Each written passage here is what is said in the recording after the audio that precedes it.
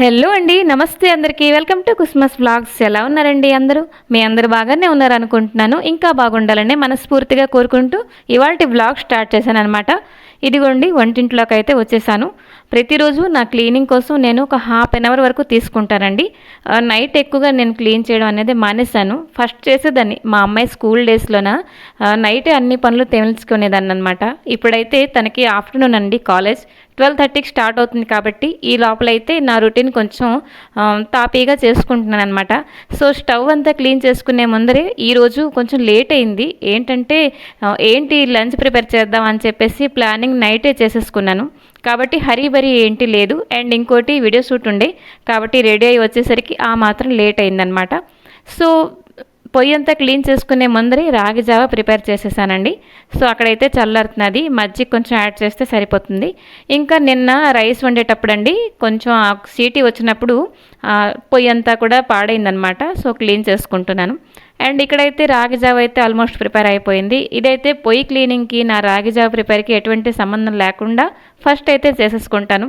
ఎందుకంటే అది కొంచెం చల్లారిన తర్వాత అంటే బావగారు వాకింగ్ చేసి వచ్చే లోపల ఇది నేను ప్రిపేర్ చేసేస్తానమాట. సో ఇదనమాట 2 days అయ్యి అలా వర్షాలు పడుతూ ఉండే. ఈరోజు జస్ట్ అలాగే ఎండ వచ్చిందండి. బోల్డ్ అన్ని బట్టలు అయితే ఉతుక్కోవడానికి ఉండాలి. వర్షాకాలంలో ఏంటంటే సమంగా ఎండ లేకపోతే ఎక్కువగా బట్టలు ఉతకడానికి నేను ఇష్టపడను. ఏవైతే అర్జెంటో అవి మాత్రమే ఉతుక్కుంటాను. ఇంకా ఇప్పుడైతే చూస్తున్నారు కదా, స్టవ్ దగ్గర అయితే చిన్న ముగ్గు వేసుకుంటున్నాను. ఇలా స్టవ్ క్లీన్ చేసుకున్నానని చెప్పేసి ఇది సైన్ అనమాట నాది. చాలా పాజిటివ్గా అనిపిస్తుంది. అండ్ ఫస్ట్ ఆఫ్ ఆల్ పాలైతే మరగబెట్టేసుకుంటున్నానండి. ఒక మంచి కాఫీ కలుపుకుందాం అని చెప్పేసి ఆ ఉద్దేశంతో మరిగిస్తున్నాను. ఈ లోపలే మా పాలు ఆవిడైతే వచ్చేసారు. పాలు తీసుకొని మరిగించేయాలి ఆ పాలు అనమాట. అండ్ ఇక్కడ అమ్మ కోసం అయితే పాలు రెడీ చేసేసుకుంటున్నాను.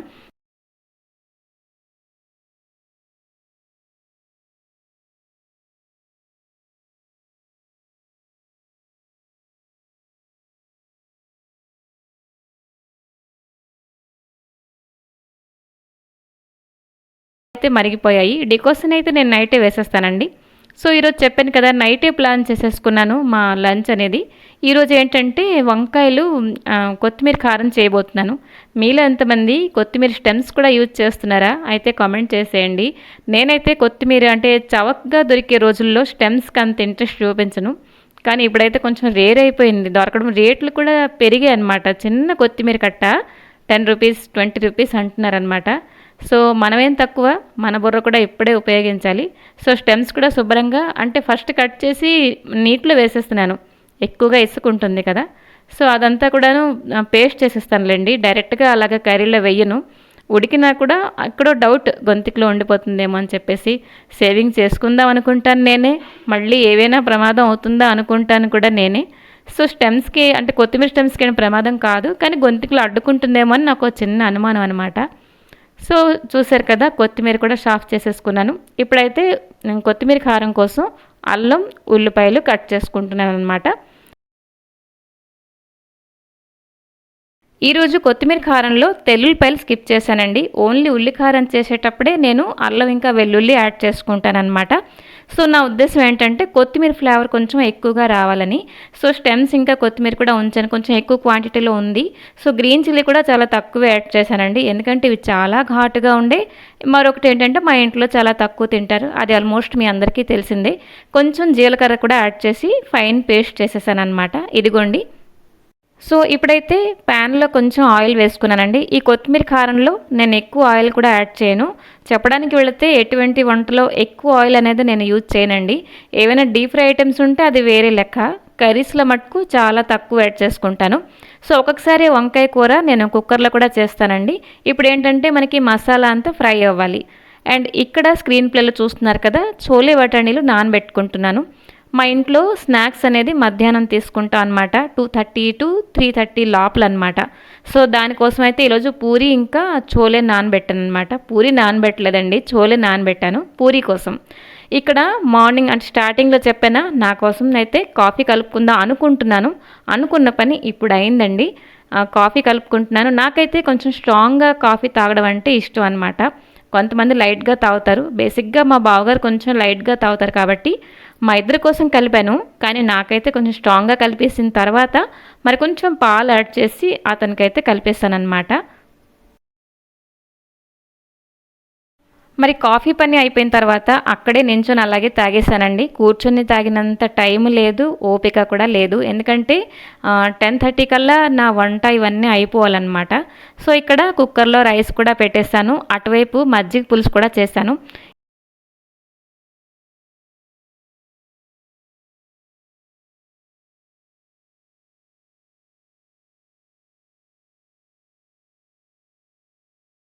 ఈరోజు బీరకాయ పొడి పప్పు కూడా చేశానండి.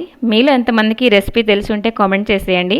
ఎందుకంటే సాధారణంగా బీరకాయ అంటే ఎక్కువ వాటరీగా ఉంటుంది కాబట్టి కర్రీ కానీ లేకపోతే పచ్చడి కానీ చేస్తే చాలా బాగుంటుంది. ఈ పొడి పప్పు మీరు ఎప్పుడైనా ట్రై చేశారా? చేయకపోతే ఈ రెసిపీ మస్ట్ ఒకసారి ట్రై చేయండి, చాలా బాగుంటుంది. సో చెప్పాను కదా, వంకాయ కొత్తిమీర కారం అయితే ఆల్మోస్ట్ అయిపోయింది. లాస్ట్లో మరి కొంచెం కొత్తిమీర కూడా వేసేసుకున్నాను. నేను వంకాయ కొత్తిమీర కారం అంటే దండిగా వేసుకుంటాను. కొత్తిమీర నాకు చాలా ఇష్టం అనమాట. అండ్ ఆ వాసనకి కూడా అలాగా ఆస్వాదిస్తానమాట. సో కట్ చేస్తే కర్రీ కూడా అయిపోయింది. ఇప్పుడైతే ఇది ఫస్ట్ అయితే పెసరపప్పు నానబెట్టేస్తాను, బట్ ఆ క్లిప్ అయితే ఇప్పుడు యాడ్ చేశానండి. ఎందుకంటే స్క్రీన్ ప్లే సీరియల్ వైజ్గా ఉంటే చూడడానికి కూడా బాగుంటుంది కాబట్టి. సో పెసరపప్పు కొంచెం నానబెట్టానండి. ఇది ఒక హాఫ్ అన్ అవర్ నానిపోతే సరిపోతుంది. సో పక్కన పెట్టేసిన తర్వాత ఇప్పుడైతే బీరకాయలు కట్ చేసేసుకుంటున్నాను. బీరకాయలు కట్ చేసినప్పుడు కొంచెం రుచి చూడాలి, ఎందుకంటే కొంచెం చేదొచ్చిందంటే రెసిపీ అంతా పాడైపోతుందన్నమాట. సో టేస్ట్ చూస్తే బీరకాయ చాలా స్వీట్గా ఉంది. సో మన రెసిపీ అద్దరిపోతుందని చెప్పేసి అప్పుడే నాకు తెలిసిపోయింది. సో పొట్టంతా తీసేసిన తర్వాత బీరకాయలు చిన్న చిన్న ముక్కలుగా కట్ చేసుకున్నానండి. బీరకాయలు కట్ చేసుకునే లోపల పెసరపప్పు కూడా నానిపోయింది. సో పెసరపప్పు శుభ్రంగా ఉడికించేసి ఇక్కడ పెసరపప్పు ఉడికించడానికి ఫస్ట్ అయితే స్టవ్ పైన హాట్ వాటర్ అంటే నీళ్లు పెట్టేసుకున్నాను. కొంచెం గోరువెచ్చగా అయినప్పుడు ఈ నానబెట్టిన పెసరపప్పు కూడా వేసేసాను అనమాట. ఈ పప్పు ఉడికించినప్పుడు దగ్గర ఉండాలండి, ఎందుకంటే మెత్తగా ఉడికిపోయి అంటే పేస్ట్ అయిపోయింది అనుకోండి, మనకి కర్రీ విడివిడిగా రాదు. దీనికి బీరకాయ పొడి పప్పు అంటాం చూడండి. సో విడివిడిగా రావాలన్నమాట. సో ఇక్కడ చూస్తున్నారు కదా, వన్స్ చూసినప్పటికీ కొంచెం ఉడకలేదు. మరొక 2-3 నిమిషాలకి నాకు కావాల్సిన స్టేజ్లో అయితే వచ్చేసింది అనమాట. సో ఈ నీరైతే అస్సలు పారినండి. దీంతో కొంచెం కట్టుచారు కూడా పెట్టేశాను అనమాట. ఈరోజు చెప్తున్నాను కదా, మా లంచ్ మెనూ అయితే ఒక థాళీ అని చెప్పొచ్చు. సో పప్పు కూడా ఉడికిపోయింది, దానికైతే డ్రైన్ చేసేసాను, పక్కన పెట్టేశాను. ఇప్పుడు ప్యాన్లో కొంచెం ఆయిల్ వేసుకొని తాలింపు దినుసులు యాడ్ చేసుకున్నానండి. తాలింపు వేసేటప్పుడు నేను ముఖ్యంగా మంచిగా ఉండే కరివేపాకు అలాగే హింగు కూడా చూసుకుంటాను. ఈ 2 దినుసులు నాకు మస్ట్ ఉండాలన్నమాట. సో హింగు కూడా వేసుకున్న తర్వాత అండి, ఆ హింగు పోపు అంతా ఇల్లంతా స్ప్రెడ్ అయింది, మంచి వాసన అనమాట. సో పోపు కొంచెం రెడ్గా ఇలా ఫ్రై అయిందో లేదో కట్ చేసిన బీరకాయ ముక్కలు కూడా వేసేసుకున్నాను. ఈ బీరకాయ ముక్కలు ఇన్ని కనబడుతున్నాయి కానీ శుభ్రంగా ఉడికిపోయిన తర్వాత చాలా తగ్గిపోతాయి, మగ్గిపోయాయి అన్నమాట. సో బీరకాయలు మగ్గిన తర్వాత కావలసినంత సాల్ట్ కూడా వేసేసుకున్నాను. సాల్ట్ వేసాక మనకి మరి కొంచెం వాటర్ రిలీజ్ కొంచెం అవుతుంది, అది కూడా ఎగిరిపోయిన తర్వాత ఉడికించిన పెసరపప్పు కూడా యాడ్ చేసుకుంటాను. అంతే. ఈ కర్రీకి మనకి ముఖ్యంగా ఉండవలసింది హింగు నూనె అనమాట. హింగు నూనె మీకు తెలుసా? తెలిసి ఉంటే కామెంట్ చేసేయండి. నేను కూడా ప్రిపేర్ చేసేసాను అనమాట. హింగు నూనె కొంచెం వేసుకుంటే ఈ కర్రీ చాలా బాగుంటుంది, ఎక్కడికో వెళ్ళిపోతుంది. ఇంతకీ ఇది బీరకాయ పొడి పప్పు అంటారా, కర్రీ అంటారా? ఇది 2 in 1 మేమైతే దీనికి పొడి పప్పు అంటాం అనమాట. సో వంట కూడా అయిపోయింది, అలాగే మా లంచ్ కూడా అయిపోయింది, మా థాళీ కూడా అదిరిపోయిందని చెప్పొచ్చు. సో కట్ చేస్తే ఇది ఈవినింగ్ టైం అనమాట. చిన్నగా షాపింగ్ చేసిన వీడియో ఇప్పుడు యాడ్ చేసుకుంటున్నాను.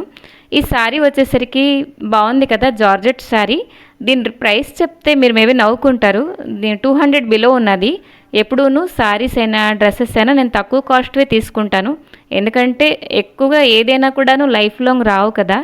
కాబట్టి ఇది చెప్పాను కదా, బిలో 200. ఈ ప్రింట్ నాకు బాగా నచ్చింది. ఈ ప్రింట్ ఏంటో మీకు తెలిస్తే కామెంట్ చేసేయండి. సో దీనికి బ్లౌజ్ పీస్ ఆల్రెడీ ఉన్నది, బట్ నేనేంటంటే ఒక చికెన్ కర్రీ బ్లౌజ్ దీనికి యాడ్ చేసుకుంటే బాగుంటుంది పేర్ చేస్తే అని చెప్పి అనిపించింది. ఇంకా శారీకి పళ్ళులో లేస్ కూడా యాడ్ చేయమని చెప్పానమాట. ఈ శారీ వీడియో షూట్ చేసిన తర్వాత స్టిచ్చింగ్ చేయడానికి ఇచ్చేసాను, ఆవిడ ఇంకా ఇవ్వలేదు. వన్స్ ఇచ్చిన తర్వాత నేను శారీ కట్టుకొని ఎలా ఉంది ఏంటి అని కూడా మీతో షేర్ చేస్తాను.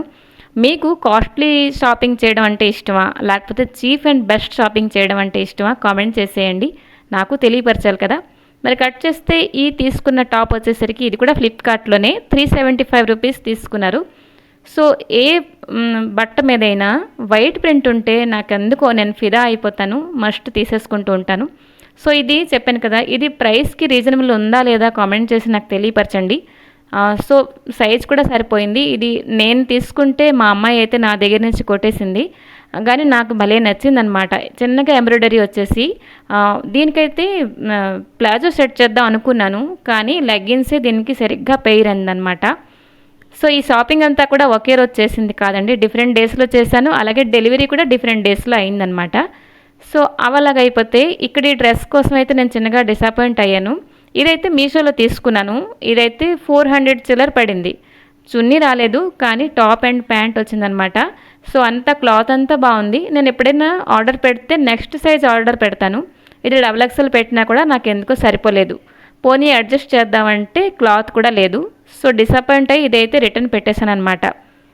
సో ఈ వ్లాగ్ అయితే మీకు నచ్చిందని అనుకుంటున్నాను. రెసిపీస్ కూడా నచ్చాయని అనుకుంటున్నాను. వన్స్ ట్రై చేయండి. వ్లాగ్ ఎలాగుంది ఏంటి కామెంట్ చేయండి. మరొక మంచి వీడియోతో మీ ముందరికి వస్తాను. Thanks for watching.